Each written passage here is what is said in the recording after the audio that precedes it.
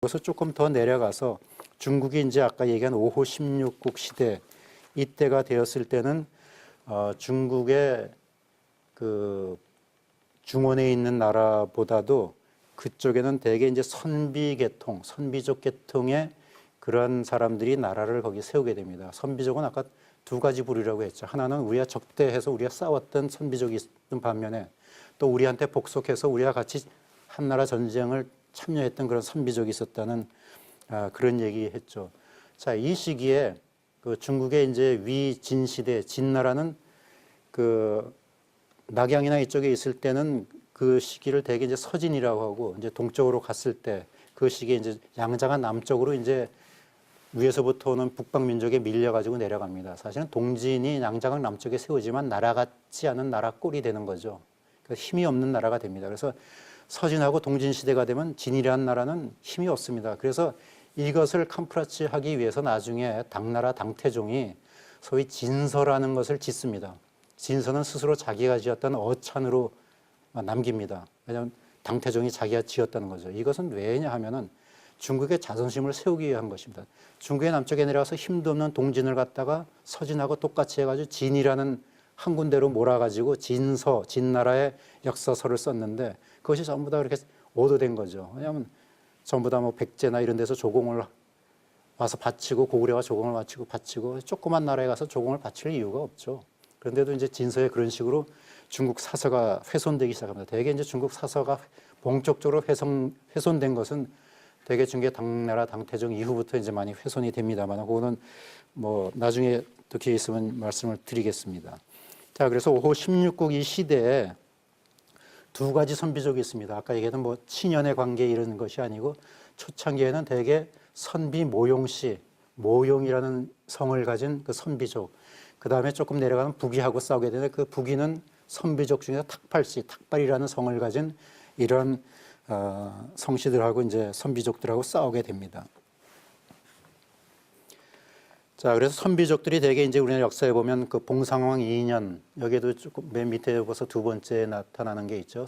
모용 선비군이 고구려를 침공했다. 그다음에 그 밑에도 마찬가지로 모용 선비군이 고구려를 침공했다. 이 말이 나옵니다만 저기서 침입했다는 얘기는 이 얘기만 했는데 실제로는 그 뒤까지 얘기하게 되면 그때는 침공했지만 북부 소형이었던 고노자가 기병 500명을 이끌고 와서 그들을 갖다가 격퇴시켰다. 뭐 이런 얘기까지 이제 계속해서 이제 나오게 되고 그다음에 이제 그때 당시에 선비족의 족장이었던 그 모용외가 침입해서 이 선비족들은 지금도 마찬가지, 뭐 지금이라기보다 그 이후에도 마찬가지입니다만 이게 남의 능묘 같은 걸 파기를 좋아합니다. 이게 서천왕의 능묘를 파헤쳐가지고 그냥 고구려가 부장품이나 이런 게 많다고 해가지고 와가지고 그 능묘를 파헤쳤는데 갑자기 능 안에서 사람 소리가 막 들려가지고 이제 물러나게 되는 경우가 있고요.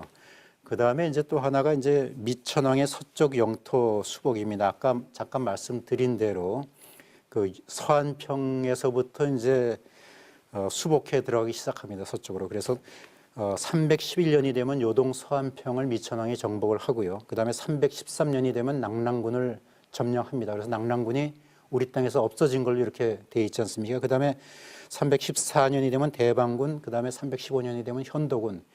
이게 사실은 아까 얘기한 대로 밑으로 내려갔다가 다시 올라간 것이 아니고 차차 서진을 하면서 점령한 지역이죠. 서안평, 그 다음 더 서쪽에 있는 게 낙랑, 더 서쪽에 대방, 더 서쪽에 현도. 이렇게 해야지 지리상으로 숫자가 맞는 거지. 밑으로 가서 서안평을 점령하고 그다음에 밑에 내려서 낙랑정, 대방 점령하고 또 다시 거꾸로 올라와 가지고 이렇게 점령했다는 것, 그 현도까지 갔다는 것은 조금 지리상으로 이제 문제가 좀 있는 것이죠. 자, 그다음에 이제 중국 사서에도 계속 이제 미천왕 때 요동을 침략했다. 그런데 요동 그 모형괴가 이를 막지 못했다. 이런 얘기가 나오고요. 그다음에 미천왕 20년 그 기사에 보면은 그 미천왕이 창녀군 극성을 공격했다. 이 창녀군 극성이라는 건 창녀군이라는 것이 아까 어디더라고 얘기했습니까? 지금 현재 갈석산이 있는 낙랑군 수성현 자리가 지금에 가면은 창녀현입니다.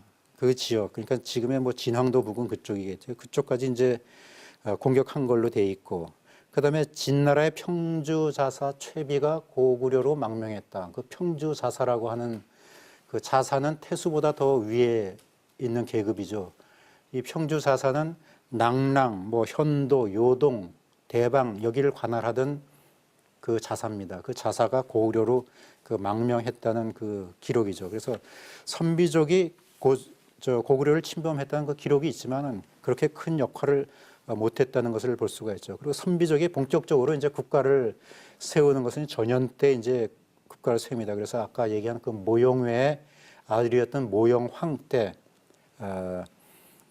전현이라는 전현의 기틀을 이제 만들게 됩니다. 그래서 지금 보게 되면 이건 모영씨 묘지족에 여기 물론 이제 그 선비족 꼭이 모영황의 그건 아니지만은 이제 저희가 박물관에 가서 이제 찍은 그 묘지석입니다만은 하여튼 그 선비족들의 그런 것들이 이제 고구려와 이제 본격적으로 이제 대치를 하게 됩니다. 그래서 우리 고구려 역사에서 가장 또 치욕적인 역사 중에 하나가 이제 그래서 발생이 됩니다. 뭐 고구곤왕 12년 그러니까 서로 기원으로 따지면 342년이 됩니다. 342년에 모영황이 침입을 하게 됩니다. 모영황의 침입을 해가지고 이때 모영황의 침입을 할 때 유독 고구려의 환도성이 함락이 됩니다. 그러니까 수도가 함락이 되는 그런 불상사가 일어나죠. 그래서 함락을 시키고 고구곤왕은 더 서쪽으로 옥저 쪽으로 이제 피난을 가는데 이 모영황이 고구려를 철수할 때 뒤에 추적군이 있을까봐 왜냐하면 추적군 때문에 항상 뒤에서 당했던 기억이 있는 거죠. 추적군이 올까봐 그 왕태우였던 주씨, 그다음에 황후, 그다음에 도성에 있던 도성민 5만 명 거기에다가 심지어 미천왕의 무덤을 파헤쳐가지고 미천왕의 시신까지 탈취해가지고 술에 싣고 퇴각을 하게 됩니다. 그리고 실제로 뒤쫓아서 공격을 못하죠.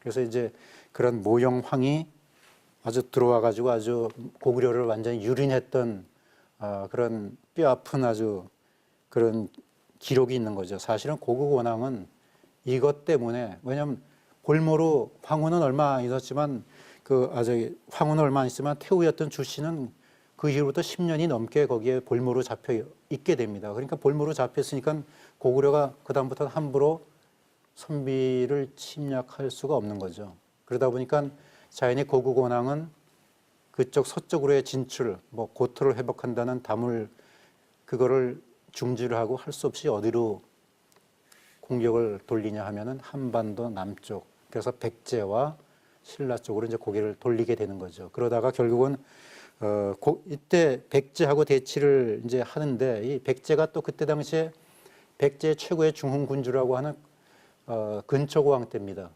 근초고왕 때 결국은 근초고왕한테 고구곤왕이 전쟁에서 싸우다가 날아가는 화살을 맞고서 고구곤왕이 전사를 하게 되죠. 그래서 이제 고구곤왕이 결국은 이제 상당히 어려움을 겪게 되는 것인데, 그래서 이 모영선비는 349년이 되면 국호를 연이라고 하는 국호를 세웁니다. 이 연이라는 국호는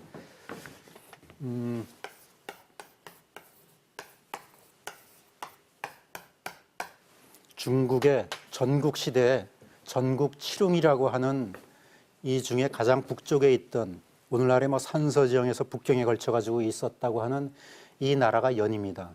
이 나라하고 지금 선비족이 어떤 인연으로 했는지 모르지만 그때 그 지역에서 강성했던 연나라 이름을 따와 가지고 자기네도 연이라는 나라를 이제 만든 거죠, 국호를. 그래서 이제 연이라고 하는데 이 연은 이제 망하고 그다음에 또 다시 연이 쓰기 때문에 처음에 생긴 걸 뭐 전연 그다음 그 후연 이렇게 이제 얘기를 합니다만 여튼간에 연나라라는 것을 세우게 됩니다. 그래서 이 연나라는 뭐 중국의 그 시대 그 한나라 때인데 제후를 봉해받고 하는 이 나라하고 무슨 또 관계가 있는지는 앞으로도 규명해 봐야 될 것입니다.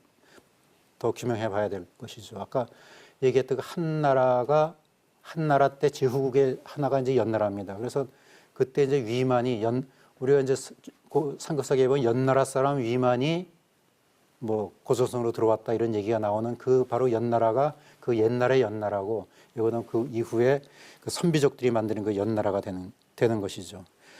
자, 이렇게 연나라를 세워서 이제 그 지역에 있다가 그 다음에 모용왕의 다섯째 아들인 모용수가 자기가 또 독단적으로 형제가 있는데도 불구하고 자기 나라를 세우죠. 그래서 이 나라를 스스로 이제 후연이라고 이제 얘기를 하게 됩니다. 그 뭐 후연도 결국은 한 20, 30년 뭐 있다가 이제 말지만은 그 건국해서 용성, 오늘날의 조양 지역입니다. 그 조양 지역은 대체적으로 이제 그 요동반도 북쪽에 있는 그 지명인데요. 그쪽에 조양에다가 이제 용성이라는 데 이제 도읍을 하게 되고,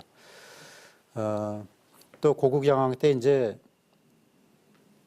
2년 때니까 요동 이쪽을 다시 전현을 침범하게 됩니다. 그래서 전현을 침범해서 이때는 물론 이제 그 볼모가 다 소환대에 왔을 때 이런 때를 이제 얘기하는 거죠. 자, 이런 식으로 이제 후영과도 전투를 벌이고 전현과도 전투를 이제 벌입니다. 아까 처음에는 중국의 한나라하고 주로 전투를 벌이고, 그 다음에 전현, 후한하고 계속해서 전투를 벌입니다. 그러다가 이제 본격적으로 고구려가 우위가 된 것이 바로 이제 광개토 태왕이 점령을 하면서입니다. 우리가 흔히 얘기할 때 광개토 대왕 얘기하는데, 물론 대왕이라는 거하고 태자하고 똑같다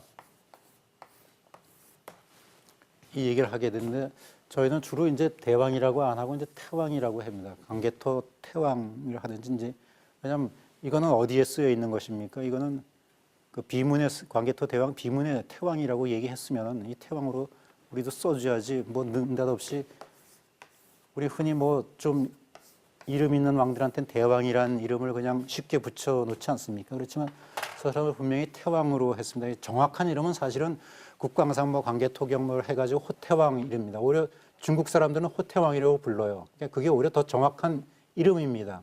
그런데 우리는 그냥 광개토 대왕, 뭐 땅에 한이 있어가지고 광개토라는 건 땅을 많이 늙혔다고 해서 그 이름 이 앞에 수식이 된 건데, 그러니까 광개토 태왕 뭐 태왕으로 이제 주로 이제 얘기하는 이 광개토 태왕 때 본격적으로 이제 후연을 공격하기 시작합니다. 그래서 숙군성을 침범하는데, 이 숙군성은 지금 그 요하 유역에 있는 그런 지역이고요. 그다음에 숙군성, 그다음에 평주 자사가 다 이제 도망을 가게 되는 것이고, 그다음에 광개토 대왕 때 광개토 대왕 13년 403년이 되면 후연을 공격하는데, 어디까지 공격하면 연군을 공격합니다.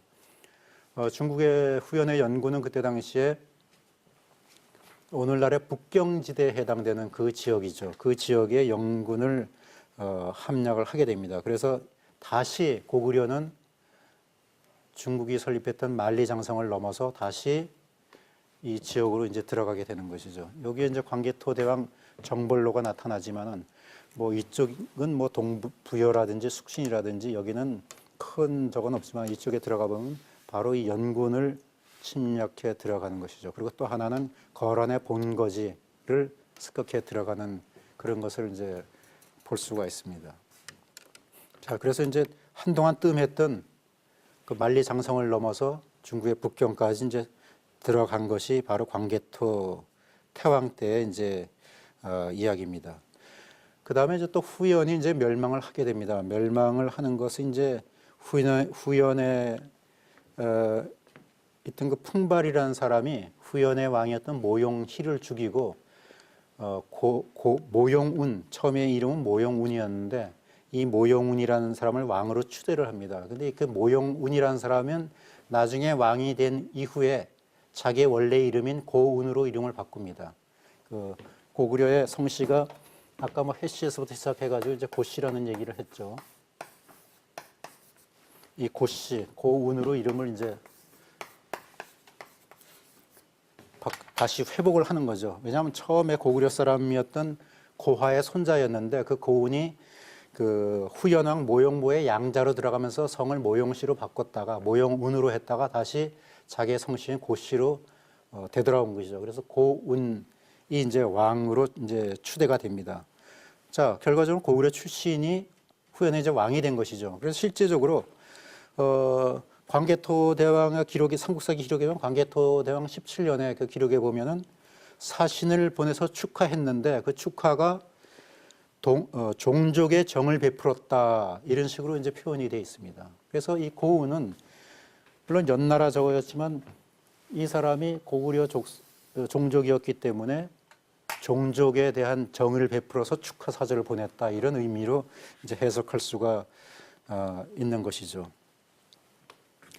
자, 그다음에 고우는 그다음에 왕이 된 2년 후에 이제 피살이 돼서 풍발이 그 뒤를 이어서 이제 왕이 됩니다. 그래서 이제 그 풍발은 후연 대신 이제 북연이라는 나라를 이제 세우게 되는 거죠. 풍발이 북연을 세우면서도 계속 이제 장수왕이 그 풍발에 있는 그 후연을 북연을 침입하고 그 백랑성도 뭐 점령하고 뭐 이런 기록들이 이제 나옵니다만은 중요한 건 나중에 그 북연왕 풍홍이 오히려 고구려에 구원을 요청하게 되는 거죠. 왜냐하면 이때 그 북연은 그 북위하고 이제 대립해 있었습니다. 북위하고 대립해 있었기 때문에 그 북위의 세력에 눌려가지고 오히려 고구려에 와가지고 고구려에 구원을 요청한 것이죠. 그래서 장수왕이 군대를 보냅니다. 군대를 장수왕이 보내니까 군대를 보내면서 그 풍홍이 자기의 살던 데를 갖다 전부 다 불태우고서 그 뭐 양식이나 이런 것이 그 북위군의 손에 넘어가지 않기 위해서 다 하고서 거기에서 백성들을 모아가지고 이제 이동을 하게 되는 그 고구려 쪽으로 이동을 하게 되는 거죠. 그 고구려 이동할 때 장수왕이 파견한 군사들이 그 옆을 딱 지키고 있으니까 북위군이 감히 이거를 쳐들어오지 못했다, 침략하지 못했다 이런 기록이 있을 만큼 북위에서도 고구려군의 위세에 대해서 북연을 치려다 보니까 그 고구려 군대가 에스코트하고 있으니까는 더 이상 침범하지 못하고 이제 돌아갔다는 그런 기록이 있습니다. 자, 그래서 이제 대개 이제 이런 선비족이었었던 또 이제 모용씨들의 이제 나라가 대체로 끝나고 이제 남북조 시기가 이제 되게 됩니다. 이 남북조 시기가 되면은 이제 이 중에서 이제 북조에서 중요했던 나라가 이제 북위. 이거는 좀 제가 다른 기록이 없기 때문에 이제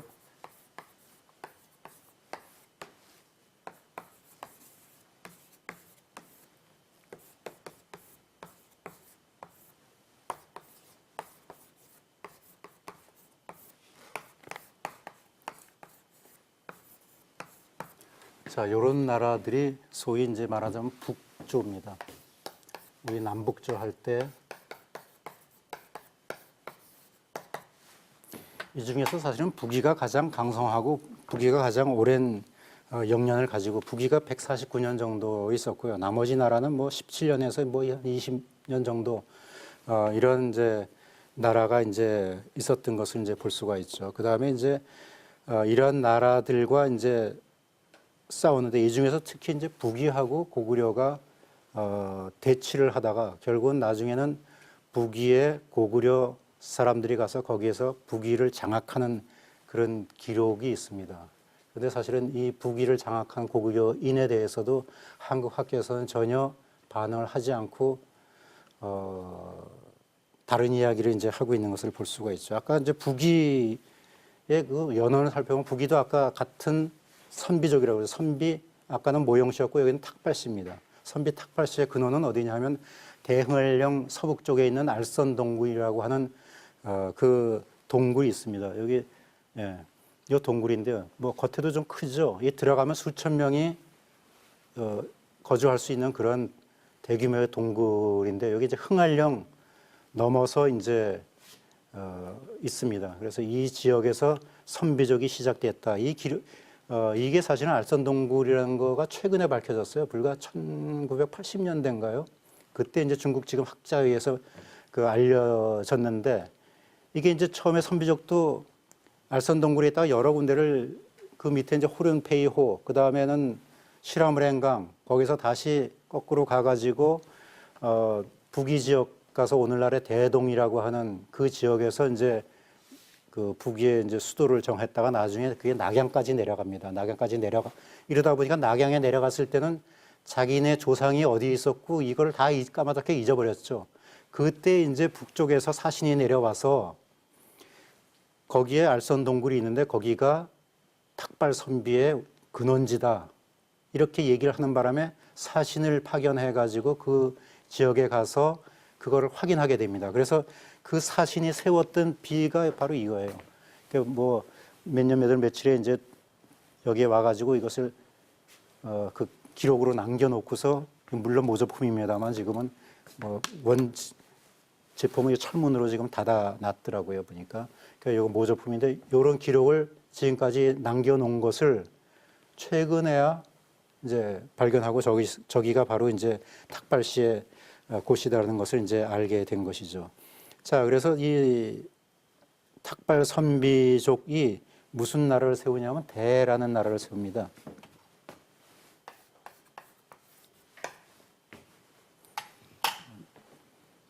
대라는 나라야말로 그냥 한자로 쓰지 않으면 상당히 혼란스러워서 대라는 나라를 대나라를 건국하는데 나중에 그 탁발규 때가 오게 되면은 그 대나라를 갖다가 이제 위나라라고 이제 바꾸는 거죠. 그 위나라가 북이라고 굳이 하는 이유는 조조가 세운 나라가 똑같은 글자의 위나라입니다. 그래서 조조가 세운 나라 구별하기 위해서 이제 북이라고 하는데 실제적으로 나라 이름은 북이라고 이제 할 수가 있는, 위라고 할 수가 있는 거죠. 그래서 이때 또 이 도무제와 그때 당시에 그 북위의 초창기의 그 왕들이 화북 지역, 오늘날 중국 북쪽 북경 일대에 있던 화북 지역의 주민들을 전부 다 자기네 수도였던 그 대동 지역으로 이제 옮깁니다. 이때 이제 고구려 유민도 상당히 거기에 같이 갔다고 하는데 이 과연 고구려 주민들이 누구인가 아직은 수수께끼죠. 뭐 그래서 어떤 학자는 우리가 얘기하는 고구원왕 때 붙잡혀갔던 5만 명이 그때 도성민이 붙잡혀갔다고 하는 그 유민들이 아니냐 뭐 이렇게도 얘기합니다만은 그래서 모영황 때 붙잡혀갔던 이 5만 명이냐 아니냐 뭐 이런 논란이 있습니다. 여튼간에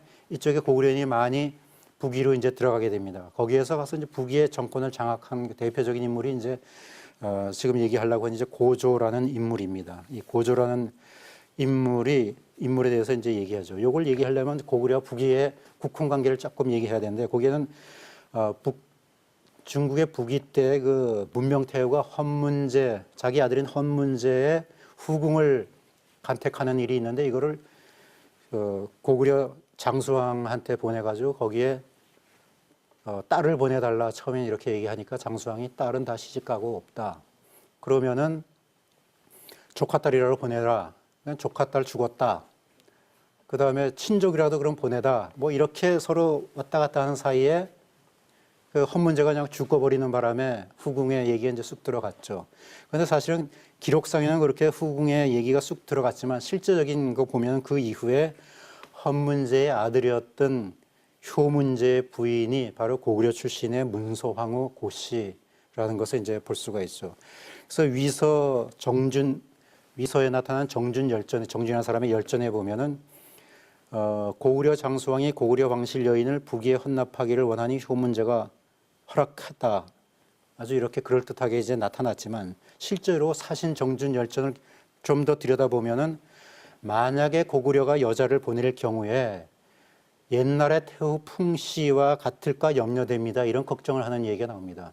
이 태후 풍씨는 그때 당시에 효문제의 어머니였는데 얼마나 극성스러웠으면 그 효문제가 어머니의 품에서 벗어나기 위해서 팽성이었던 도읍에서 낙양으로 도읍까지 옮길 정도로 어머니 곁을 떠나려고 한 그렇게 횡포를 부렸던 그런 태후였던 거죠.